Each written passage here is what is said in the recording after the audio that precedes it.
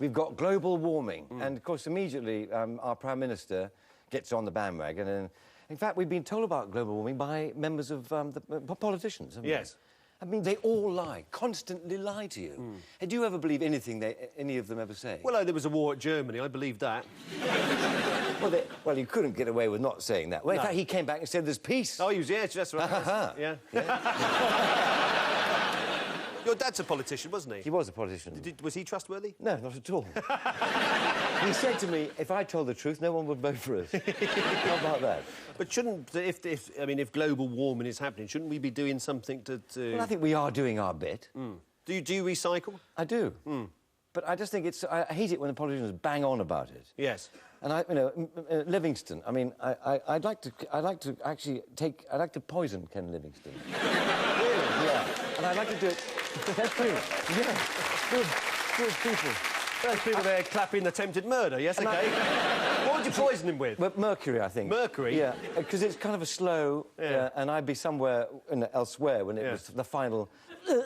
Happened. And the thing with mercury is that as it gets hotter, you get taller.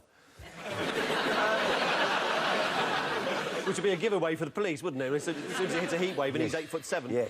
So you don't like Ken, then? You don't like Ken Livingston? I can't stand him. Yeah. I think he's... I don't know. You know, the other thing about it is, you get these people in Hollywood, like Brad Pitt, who drive a car called a Prius. Yeah. And he drives a Prius, and they say, I'm very green. Oh, I'm very green. And then he gets on his private jet to fly to London. Yes. What an arse. I mean, that's just bollocks, isn't it, really? Yeah. Got to be honest about it. Arse and bollocks in the same sentence. That's good.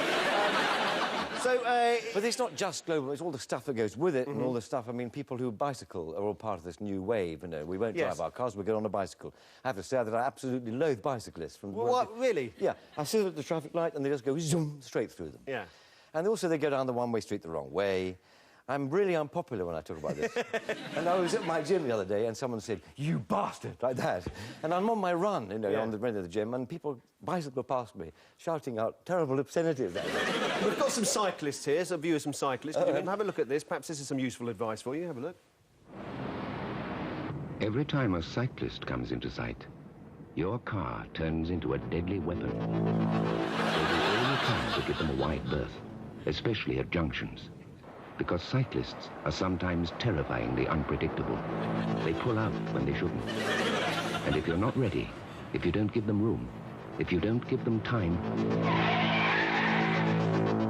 you don't give them a chance. Steer clear of bikes.